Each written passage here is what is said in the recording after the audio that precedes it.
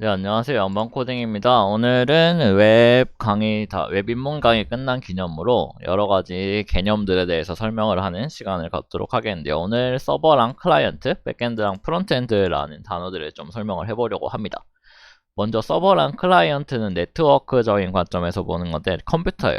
먼저 클라이언트는 여러분들이 흔히 쓰시는 컴퓨터나 스마트폰, 여러분들이 사용하시는 장비들을 클라이언트라고 생각하시면 되고, 인터넷을 사용할 때 서버는 여러분들이 웹브라우저 상에서 주소를 쓰잖아요. youtube.com, google.com을 쓰시는데 그 주소가 서버의 주소라고 생각하시면 돼요.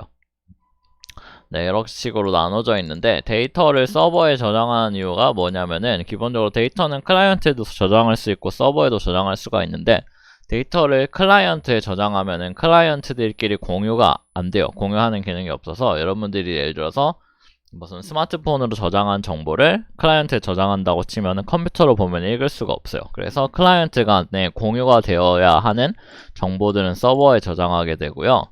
그 다음에 코드적인 관점에서 백엔드랑 프론트엔드 코드라고 두고 있는데 대충 생각하시면 서버가 백엔드랑 비슷하고 클라이언트랑 프론트엔드랑 비슷하다라고 생각하시면 대충 맞아요. 코드적인 관점에서 프론트엔드랑 백엔드가 뭐냐면은 프론트엔드는 유저들이 직접 보는 부분에 구현되어 있는 코드를 프론트엔드 코드라고 하고 유저가 보이지 않는 부분, 유저한테 보이지 않는 부분을 백엔드 코드라고 합니다. 네, 프론트엔드 코드는 그러니까 웹사이트 생각하시면 HTML이나 CSS, 자바스크립트 같은 거 생각하시면은 프론트엔드 코드라고 생각하시면 되고 백엔드는 그 외에 전부 다 백엔드라고 생각하시면 돼요. 간단하게 웹 처리 방식의 예시를 들면서 설명을 드리도록 할게요. 등장인물은 클라이언트랑 웹서버랑 API 서버, DB 서버라는 게 있는데 DB 서버는 데이터베이스의 약자고 데이터들이 들어있다고 생각하시면 되고요.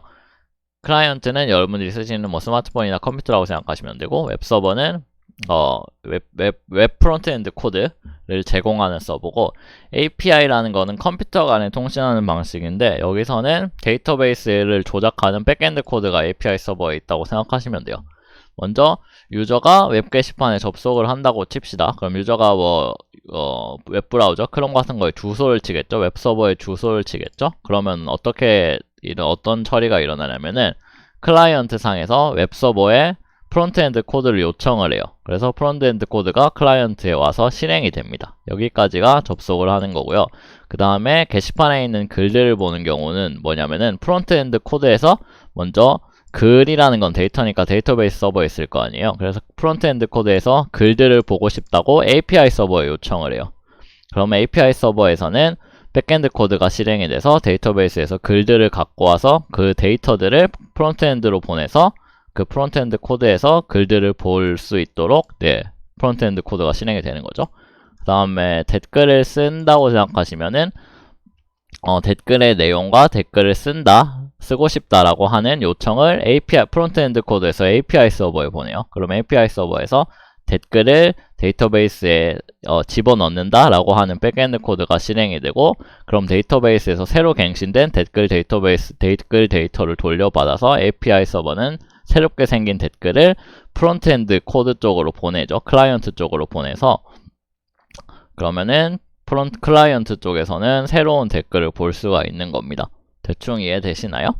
대충 그러니까 유저가 보이는 부분은 프론트엔드고 안 보이는 부분은 백엔드고 클라이언트랑 프론트엔드 비슷비슷하다, 서버랑 백엔드 비슷비슷하다 라고 생각하시면 앞으로 진행하는데 크게 문제 없을 것 같네요. 감사합니다.